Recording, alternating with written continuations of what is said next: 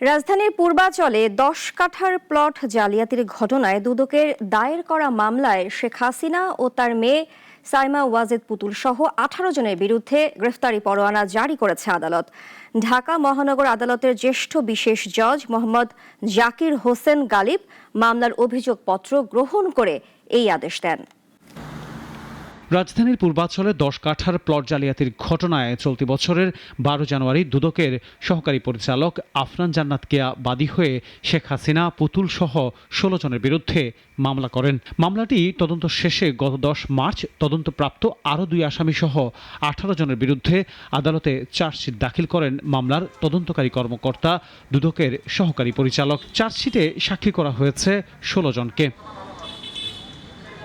মামলার চার্জশিটে বলা হয়েছে, ক্ষমতাচ্যুত প্রধানমন্ত্রী শেখ হাসিনার মেয়ে সাইমা ওয়াজেদ পুতুল অসৎ উদ্দেশ্যে নিজ ও পরিবারের অন্যান্য সদস্যদের মালিকানায় ঢাকা শহরের রাজুকের এখতিয়ারাধীন এলাকায় বাড়ি বা ফ্ল্যাট বা আবাসন সুবিধা থাকার পরও তা হলফনামায় গোপন করে পূর্বাচল নতুন শহরে আবাসন প্রকল্পে প্লট নেন।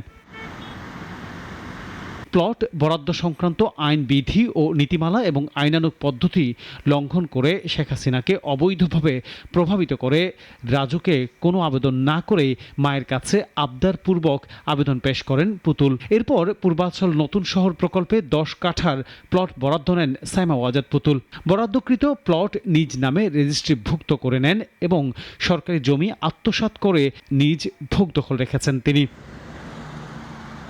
প্রকল্পের বরাদ্দ বিষয়ক দায়িত্বপ্রাপ্ত অপর ১৬ আসামি অবৈধভাবে প্রভাবিত করে ও ক্ষমতার অপব্যবহার করে আইনমতে বরাদ্দ পাওয়ার যোগ্য না হওয়া সত্ত্বেও পরস্পর যোগসাজশে নিজেরা লাভবান হয়ে ও অন্যকে লাভবান করার উদ্দেশ্যে আইন বহির্ভূত প্লট বরাদ্দ দেয়।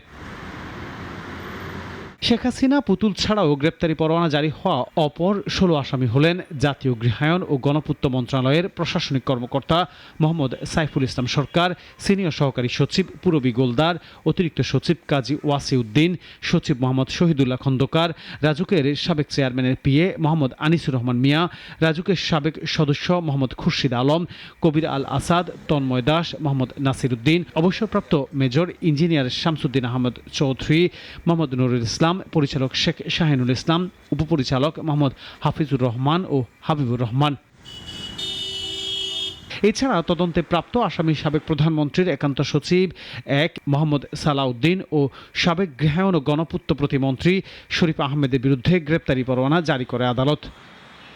আনোয়ার হোসেন, নাগরিক, ঢাকা। ওয়ালটন আবারও মিলিনিয়ার অফারে ওয়ালটন ফ্রিজ কিনে আপনিও হয়ে যেতে পারেন মিলিয়নিয়ার।